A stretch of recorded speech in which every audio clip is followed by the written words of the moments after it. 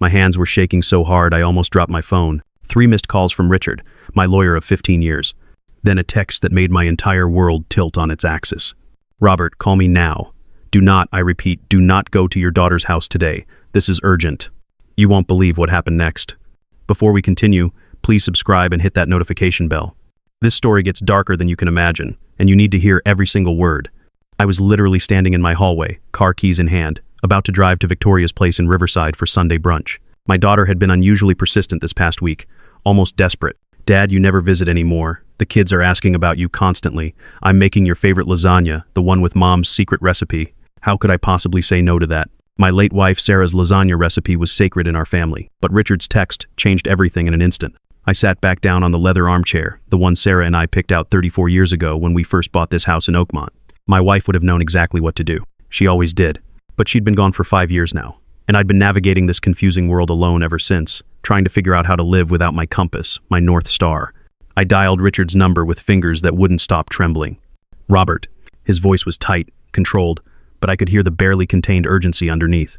Where are you right now? Are you completely alone? I'm at home, Richard. What's happening? You're scaring me. Good. Stay exactly where you are. Lock your doors. Don't open them for anyone except me. I'm coming over right now. We need to talk face to face, and you need to see some documents I received this morning. Documents that will change everything you thought you knew about your family. 25 minutes later, Richard sat across from me at my dining table, spreading papers between us like evidence at a crime scene. Which, I suppose, they were. His face was grim, the face of someone about to deliver devastating news. Robert, he began, his voice carefully measured. 4 days ago, your daughter Victoria and her husband Marcus filed a petition with the Superior Court. He paused, looking at me with those serious lawyer eyes that had seen too many terrible things. They're applying to have you declared mentally incompetent. They want to become your legal guardians and take complete control of all your assets, your finances, your property, everything you've worked your entire life to build. The words hit me like a punch to the chest. I actually felt the room spin. That's insane. That's absolutely insane. I'm 67 years old, not 97. I volunteer at the community center every Tuesday and Thursday. I manage my own investment portfolio. I just renewed my driver's license 3 weeks ago without any issues whatsoever. My voice was rising, panic flooding through every nerve. Why would they do this? Why would my own daughter do this to me? Richard slid another document toward me, his expression darkening. Because of this, your house is now worth approximately $3.1 million. Your investment portfolio is valued at $2.3 million. Your pension and savings bring your total estate to just over $6 million. I knew I was comfortable. Sarah and I had worked hard our entire lives, saved carefully, invested wisely. I'd spent 38 years as a civil engineer before retiring at 65. But hearing it laid out like that, so clinical, so targeted, like I was prey being sized up by predators. Victoria knows about the house value, I said slowly, my mind trying to process this betrayal. We talked about the real estate market last Thanksgiving. She even joked that I was sitting on a fortune. She said I should enjoy it while I still could. I thought she was being caring, encouraging me to travel, to live well. It wasn't a joke, Robert. Richard opened his laptop and turned it toward me, his jaw tight. Look at this. Your daughter and Marcus are drowning in debt. They bought that 6,000 square foot house in Riverside Estates 4 years ago. $720,000 mortgage. Then Marcus convinced her to invest their savings in his business partner's tech startup. They lost $450,000 when it collapsed. Your grandson Tyler's private academy costs $42,000 a year. Your granddaughter Emma's equestrian training is another $30,000 annually. Their property taxes alone are $28,000. They have 3 luxury car payments totaling $3,600 a month. They're hemorrhaging money, Robert, and they're looking at you like you're their personal ATM. I stared at the screen, my mind reeling, unable to process this information. How do you know all this? Because their financial situation is part of their petition, Richard said, his voice hardening. They're arguing that they need to protect your assets from your declining mental state before you make irresponsible decisions with your money. Before you get scammed, before you give it away to some con artist, before you lose it all to dementia-induced confusion. And Robert, he looked at me with something that might have been pity. They've been building a case against you for at least 8 months. He showed me the evidence. Each piece felt like another knife in my back. Photos of me at the grocery store, apparently looking confused in the produce section. I was just trying to remember which apples Sarah used to buy for her famous pie. A statement from their family doctor, Dr. Harrison, noting that I'd seemed disoriented during a routine checkup last spring. I'd been up all night with a stomach bug and was exhausted, yes, but disoriented? That was a stretch, a malicious interpretation of normal human tiredness. A recorded phone conversation where I allegedly couldn't remember my own address. I'd been giving them my old address from before Sarah and I moved to this house, a simple slip of memory that happens to everyone. Text message screenshots where I supposedly sent confused, rambling messages. I'd been using voice to text while driving and it had garbled my words, creating nonsense that looked like cognitive decline. Every single normal moment of an aging person's life, twisted, manipulated, weaponized into evidence of incompetence.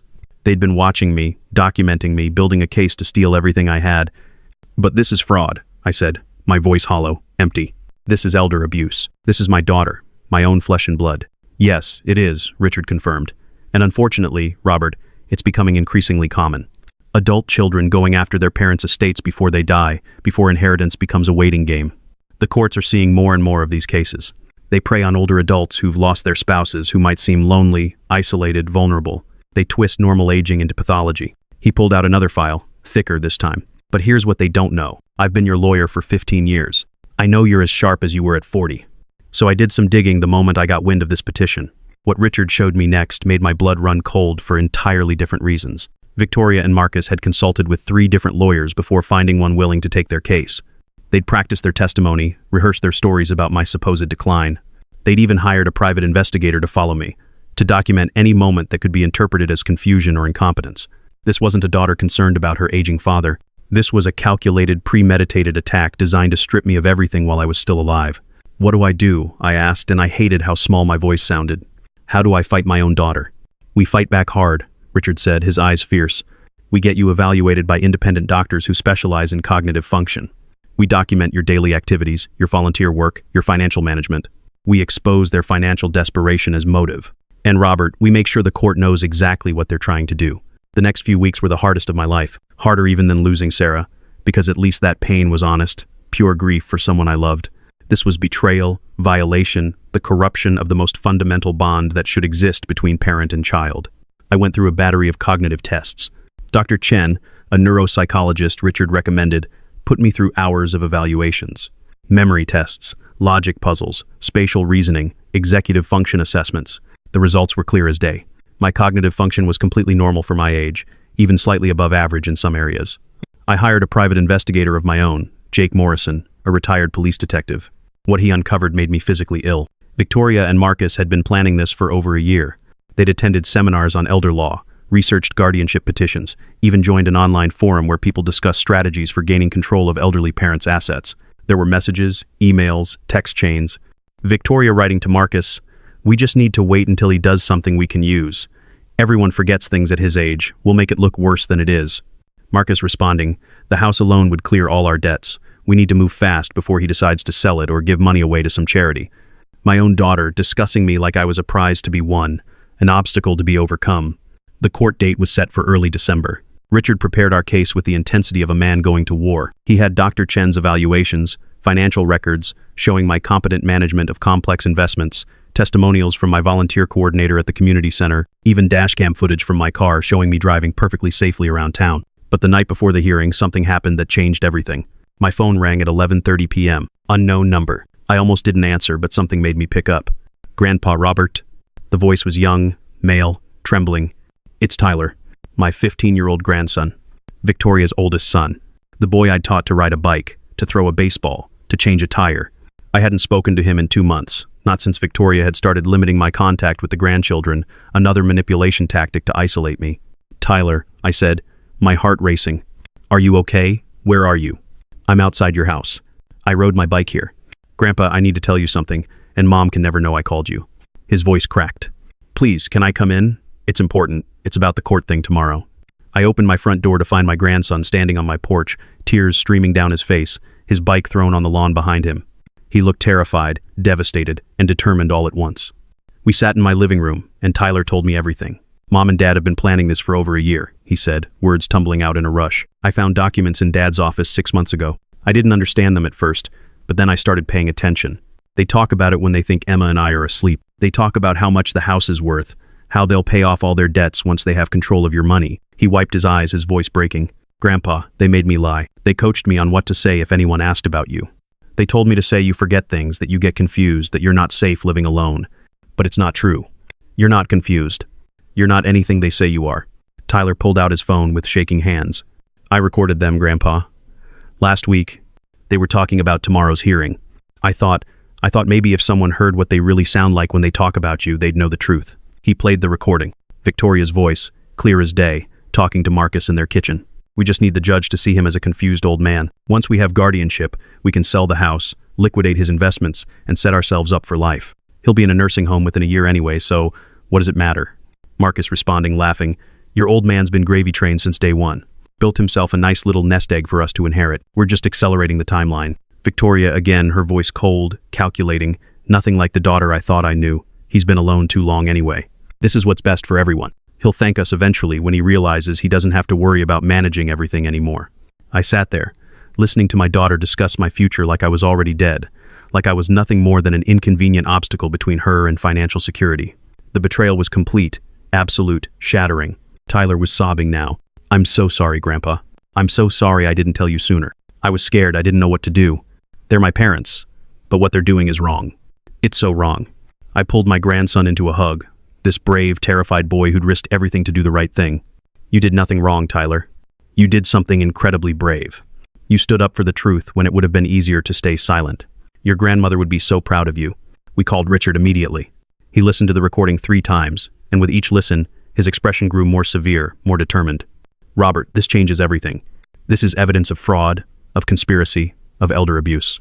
This doesn't just win us the case. This puts them in criminal jeopardy." The courtroom the next morning was tense, electric with unspoken accusations. Victoria and Marcus sat with their lawyer, both of them looking confident, almost smug. They thought this was in the bag, that they'd successfully painted me as a confused old man who needed their protection. Victoria even smiled at me when I walked in, a sad, pitying smile that said, "Poor Dad, he doesn't even understand what's happening." The hearing began. Their lawyer presented their evidence, their carefully curated collection of out-of-context moments designed to make me look incompetent. He painted a picture of a lonely, confused widower who couldn't manage his own affairs, who needed the loving guidance of his devoted daughter to protect him from himself. Then Richard stood up. "Your Honor, I'd like to present new evidence that came to light last night. Evidence that completely undermines the petitioner's claims and reveals the true nature of this proceeding." He played Tyler's recording for the court. The change in the room was immediate, palpable. The judge's expression shifted from patient attention to barely contained fury. Victoria went white, then red, her eyes darting to Tyler, who sat beside me, his hand gripping mine so tight it hurt. Marcus looked like he might be sick. Their lawyer actually stood up and tried to object, tried to claim the recording was inadmissible, but the judge cut him off with a gesture that could have frozen fire. "I've heard enough," the judge said, her voice cold as steel. "This petition is denied. Furthermore, I'm ordering a full investigation into potential elder abuse and fraud charges." She looked directly at Victoria and Marcus. "You should retain criminal defense attorneys. You're going to need them." The courtroom erupted. Victoria tried to approach me, tried to explain, to justify, but Richard stepped between us. "You don't speak to my client. You speak to the police when they contact you. Understand?" Tyler stood up, looked his mother in the eye, and said quietly, "You tried to steal from Grandpa. You tried to put him in a home. You made me leave. I'm not going back with you. I'm staying with Grandpa." And just like that, my family imploded and reformed in the same moment. The aftermath was brutal. Victoria and Marcus were arrested 3 days later on charges of attempted fraud, conspiracy to commit elder abuse, and filing a false legal petition. Their faces were all over the local news. Their friends, their neighbors, everyone knew what they'd tried to do. Marcus lost his job when his employer saw the news coverage. Victoria's small business, a boutique she'd run for years, lost most of its customers within a week. Their reputation was destroyed, their financial situation even more desperate than before. But I felt no satisfaction in their downfall, only a profound, aching sadness for what could have been, for the daughter I thought I had, for the family I thought we were. Tyler moved in with me officially after emergency custody hearing where Victoria didn't even fight it. She knew she'd lost, knew that any judge who heard what she'd done would never grant her custody of anything, let alone a teenage boy who'd shown more integrity in one night than she had in 42 years. The house suddenly felt different with Tyler there, less empty, less haunted by Sarah's absence. We established routines. Breakfast together before school, homework at the dining table while I read beside him, weekend projects in the garage where I taught him how to fix things, the way my father had taught me. He asked questions about Sarah, about my marriage, about what love and family were supposed to look like, and I tried to answer honestly, tried to show him that what Victoria and Marcus had was fear and greed dressed up as love, but real love looked entirely different. Real love was Tyler riding his bike across town at night because he couldn't let an injustice stand. Real love was choosing truth over comfort, right over easy. 3 months after the hearing, we started a garden in the backyard. Sarah had always wanted a vegetable garden, but we'd never gotten around to it. Tyler and I spent weekends digging, planting, learning together how to coax life from the earth. We installed a memorial stone for Sarah, with her name, her dates, and a quote we'd chosen together. Family is not always blood. It's the people who stand by you when everyone else walks away. Do you think Grandma would have liked this? Tyler asked one afternoon as we watered the tomato plants. I think your grandmother would have loved it, I said, my voice thick with emotion. And she would have been so incredibly proud of you. She always believed that character is who you are when no one's watching, when doing the right thing costs you everything. My phone rang later that evening. Richard's voice was calm, matter of fact. Robert, I thought you should know. The prosecutor decided to file charges. Victoria and Marcus pleaded guilty to attempted fraud and elder abuse. They received suspended sentences and 3 years probation, but it's on their criminal record now. And that means, I said slowly, it means it's really over. They can't come back from this.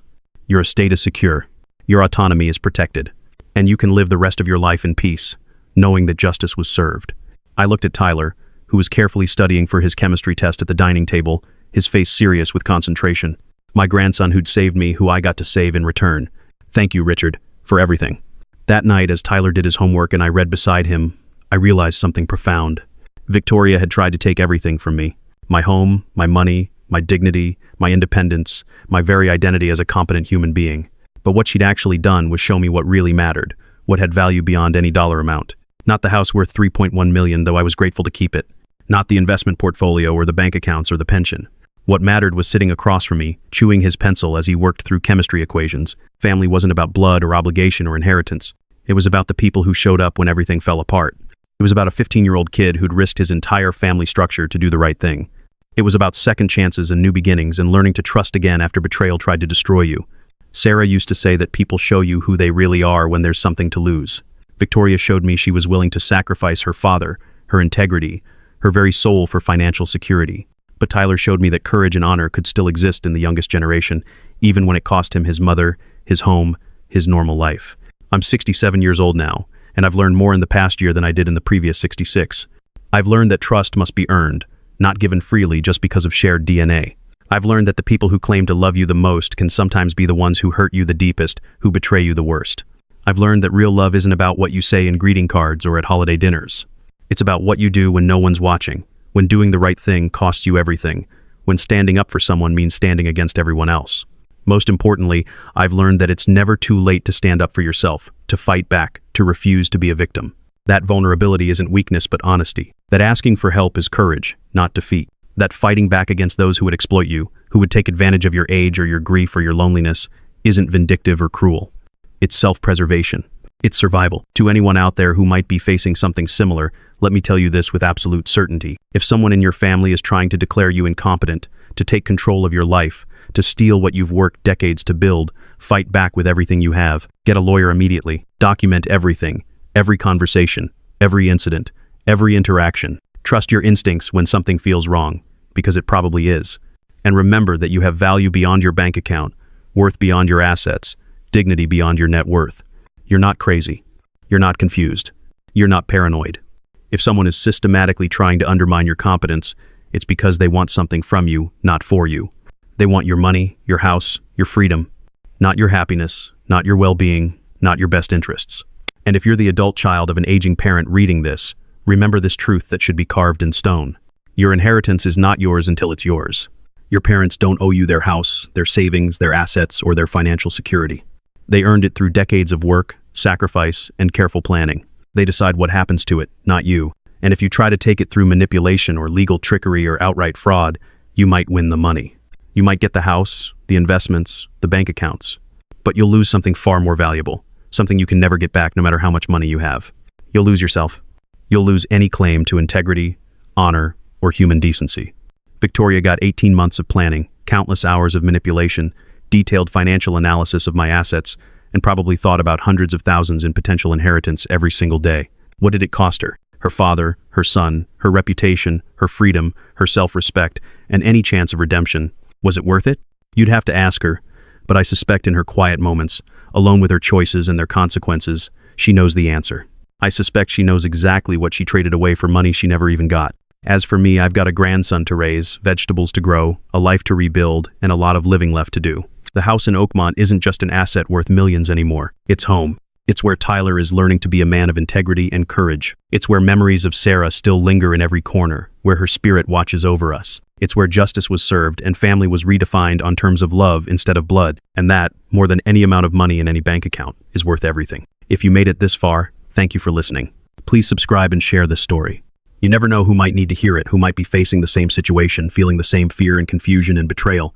Let them know they're not alone. Let them know they can fight back. Let them know that justice is possible, even when it seems impossible. And remember, family isn't always about who raised you. Sometimes it's about who stands by you when everyone else walks away. Sometimes the people with your blood are strangers, and sometimes strangers become the family you choose. Tyler and I still live in that house in Oakmont. We've added 3 more memorial stones to the garden for my parents and Sarah's mother. We grow tomatoes, peppers, zucchini, and Sarah's favorite flowers. Tyler is 17 now, straight A student, planning to study law because he wants to help people like me, like his grandfather, fight back against those who would exploit them. He still calls me every day when he's at school, just to check in. Not because he has to, but because he wants to. Because that's what real family does. They show up. They stay. They stand by you even when it's hard, even when it costs them, even when walking away would be easier. I'm 69 now, and every day I wake up grateful. Grateful for the house, yes, but more grateful for the second chance. Grateful that my daughter's betrayal revealed my grandson's character. Grateful that losing one family member meant truly finding another. The money is still there, carefully managed, wisely invested, but it's not what I think about when I go to sleep at night. I think about Tyler laughing at dinner. I think about Sarah watching over us from wherever she is. I think about how close I came to losing everything, and how fighting back gave me something more valuable than any estate could ever be.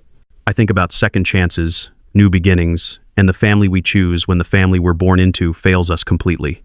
And I sleep peacefully, knowing that justice was served, that truth prevailed, and that even in the darkest betrayal, hope and integrity can still survive, still flourish, still show us the way home.